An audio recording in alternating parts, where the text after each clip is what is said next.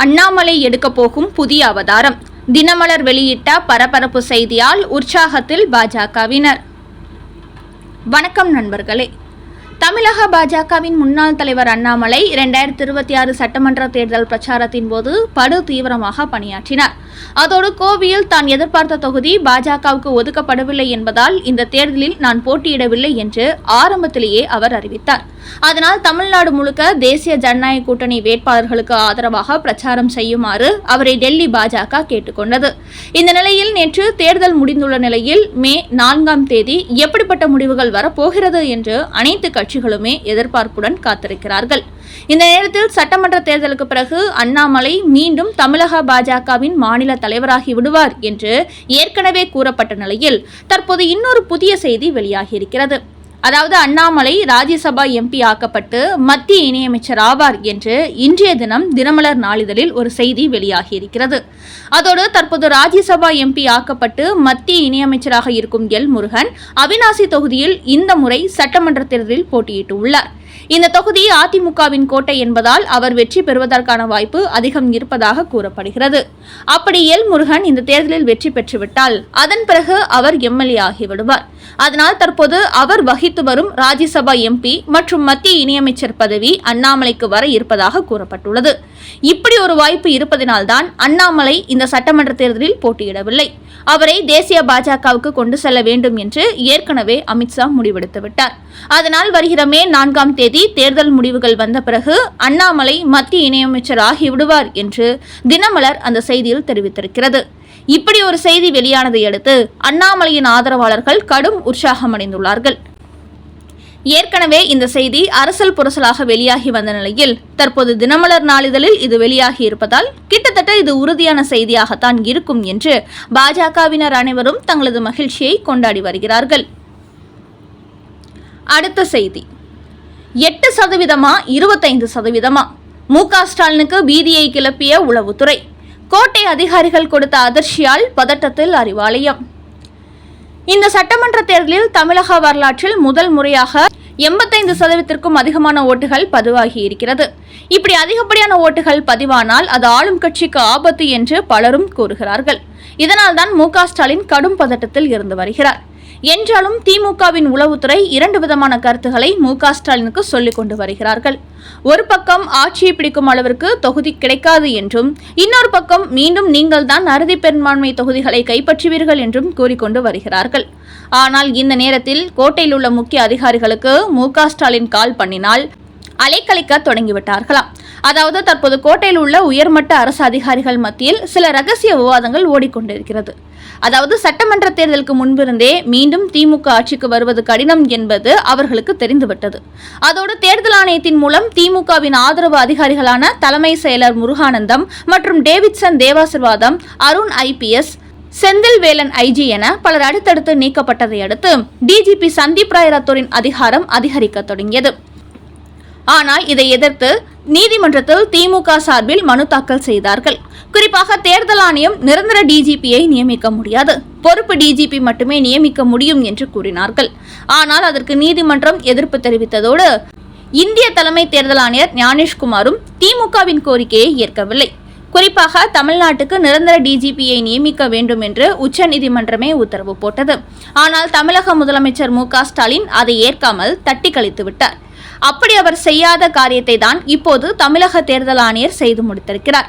அதனால் தமிழகத்துக்கு சந்தீப் ராய் ரத்தோர் நிரந்தர டிஜிபியாக நீடிப்பார் என்று மு.க. ஸ்டாலினுக்கு ஒரு அதிர்ச்சி தகவலை இந்திய தேர்தல் ஆணையம் கொடுத்துவிட்டது. இப்படி திமுகவுக்கு எதிரான சூழல் நிலவி கொண்டிருப்பதோடு முக்கிய அதிகாரிகளும் திமுகவுக்கு எதிரானவர்களாக நியமனம் செய்யப்பட்டிருப்பதால் தற்போது மற்ற அரசு அதிகாரிகளும் அவர்களை அனுசரித்து செல்ல தொடங்கிவிட்டார்கள். இதன் காரணமாகவே மு.க. ஸ்டாலின் மட்டுமின்றி திமுக அமைச்சர்கள் கோட்டைக்கு கால் பண்ணி அங்குள்ள IAS அதிகாரிகளிடத்தில் பேச முயற்சித்தால் அதை கண்டுகொள்ளாமல் அலட்சியம் செய்து வருகிறார்களாம். அதோடு தற்போதைய நிலவரப்படி திமுக ஆட்சிக்கு மெஜாரிட்டி கிடைப்பது சிரமம். அவர்களால் மீண்டும் ஆட்சியை பிடிக்க முடியாது என்ற ஒரு கருத்து அதிகாரிகள் வட்டாரத்தில் எதிரொலித்து வருகிறதாம். அதனால் இப்படிப்பட்ட முடிவுகள் தெரிந்த பிறகும் மு.க. ஸ்டாலினுக்கு ஆதரவாக நாம் செயல்பட்டால் அவருக்கு எதிராக நியமிக்கப்பட்டிருக்கும் முக்கிய அதிகாரிகளின் கோபத்துக்கு நாம் ஆளாக வேண்டியதிருக்கும் என்பதனால்தான் தற்போது கோட்டை அதிகாரிகள் மு.க. ஸ்டாலினை கூட கண்டுகொள்வதில்லையாம். இதனால்தான் அறிவாலய தரப்பு கடும் அதிர்ச்சி அடைந்துள்ளதாம்.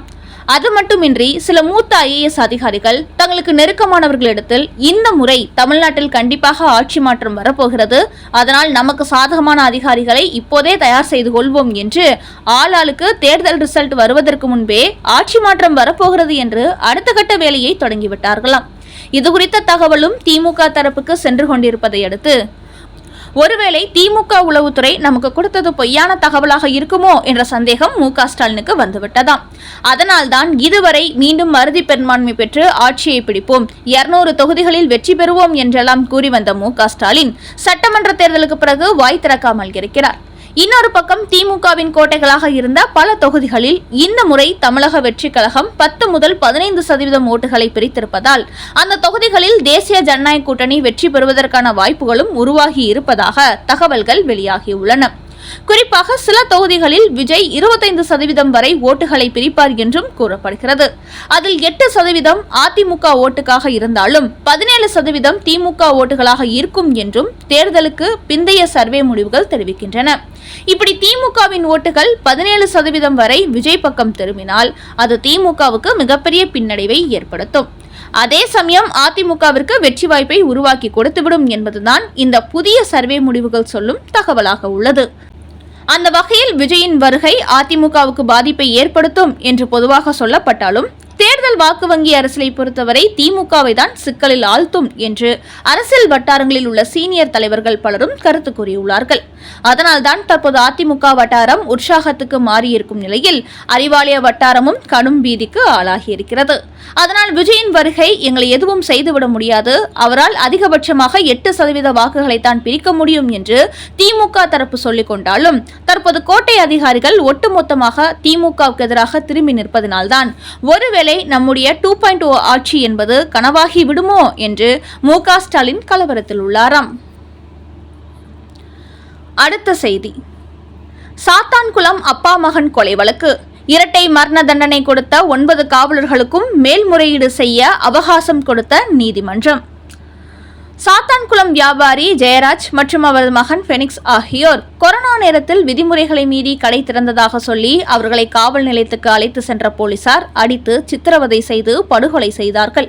இதையடுத்து மதுரை நீதிமன்றம் தாமாக முன்வந்து இந்த வழக்கை விசாரித்தது. அதையடுத்து இதில் சம்பந்தப்பட்ட 9 போலீசாரும் கடந்த 2020ஆம் ஆண்டில் கைது செய்யப்பட்டு மதுரை சிறையில் அடைக்கப்பட்டார்கள். இந்நிலையில் சமீபத்தில் இந்த வழக்கில் தீர்ப்பளித்த மதுரை உயர் நீதிமன்றம் 9 பேருக்குமே இரட்டை மரண தண்டனை அளித்து உத்தரவிட்டது. அவர்களது தூக்கு தண்டனையை உறுதி செய்ய தமிழக அரசு தொடுத்த வழக்கில் 9 பேரும் நீதிமன்றத்தில் ஆஜர்படுத்தப்பட்டார்கள்.